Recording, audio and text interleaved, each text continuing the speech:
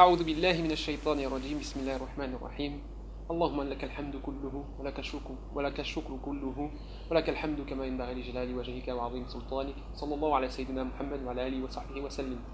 On continue donc sur nos chroniques et simplement pour faire le lien avec ce qu'on s'est dit précédemment, donc on a essayé de montrer par l'exemple le lien qu'il pouvait y avoir entre les actes d'adoration, donc la première dimension du hadith Jibril, de l'islam, donc les différents piliers de l'islam, quel était le lien entre ces différents piliers qui sont plutôt de l'ordre de l'extérieur, de l'action extérieure, et pour essayer d'illustrer le lien qu'il y a avec l'éthique sur ce sujet. Simplement sur cet aspect, donc la dimension de l'islam, Cheikh Al-Bouti rahimahullah nous disait dans son ouvrage Kayfa nad'u ila al-islam, c'est-à-dire comment invite-t-on, comment peut-on appeler à l'islam, il faisait une comparaison entre ces trois déclinaisons qui sont l'islam, iman et ihsan, et il disait l'islam c'est la soumission qui va se répandre dans le corps. Et c'est vraiment quelque chose d'important parce que c'est ce qui va jalonner notre chemin.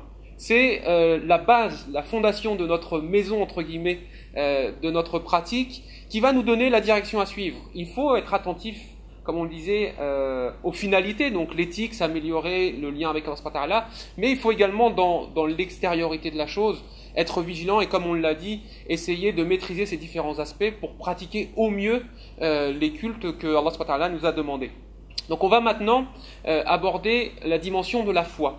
Et le verset qui va introduire cette vidéo est le suivant: Ala bi dhikrillahi tatma'innul qulub, c'est-à-dire, n'est-ce pas par l'évocation d'Allah subhanahu wa ta'ala que se tranquillisent les cœurs. Donc on va aborder, et vous l'aurez compris, la dimension de l'iman, donc le deuxième aspect du hadith Jibril, sur le fait de quel est le lien entre la foi et l'éthique, et comment purifier sa foi et la vivre.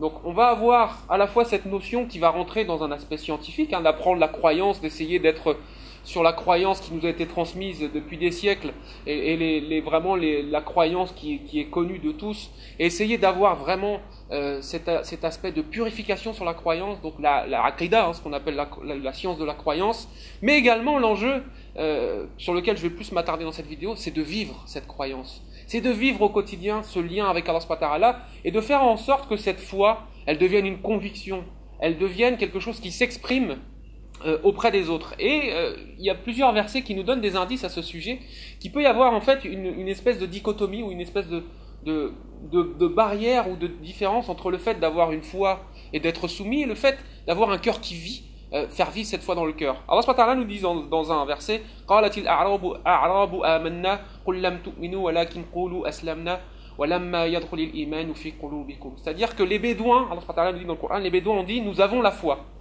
Et Allah subhanahu wa ta'ala dit vous n'avez pas encore la foi. Dites plutôt nous nous sommes simplement soumis car la foi n'a pas encore pénétré dans vos cœurs. Et là, l'exemple de l'imam Shafi'i me vient tout de suite à l'esprit.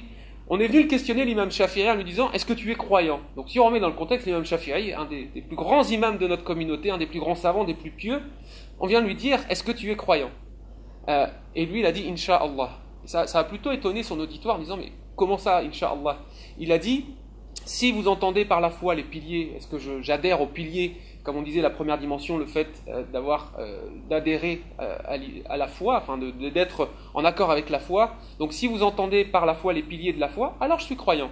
Mais si vous parlez de la foi dans le sens où Allah subhanahu wa ta'ala nous dit: innamal mu'minuna alladhina idha dhukirullaha wajilat qulubuhum wa idha tuliyat alayhim ayatuhu zadatuhum imana wa ala rabbihim yatawakkalun. C'est-à-dire que les vrais croyants sont ceux dont les cœurs frémissent quand le nom de Dieu est évoqué, ceux dont la foi augmente quand ces versets leur sont récités. Cela fait augmenter leur foi et ils placent leur confiance en Dieu. Et l'imam Shafi'i dit: si vous parlez de ce verset, donc le fait d'avoir le cœur qui frémit, cette foi qui vit lorsque on me demande si je suis croyant, alors je ne suis pas encore croyant. Et là on voit tout de suite la modestie de l'imam Shafi'i qui était parmi les plus pieux, mais également le fait qu'on a cette différence entre le fait d'adhérer à la foi, ce qui est vraiment important, mais le fait de la vivre. Et on va voir dans la prochaine vidéo, Inch'Allah, quel est ce lien entre le fait de vivre sa foi, mais également le fait d'avoir ce lien avec l'éthique, et comment la foi peut amener à l'éthique. Donc je vous donne rendez-vous à la prochaine chronique, Inch'Allah. Wassalamu alaikum wa rahmatullahi ta'ala wa barakatuh.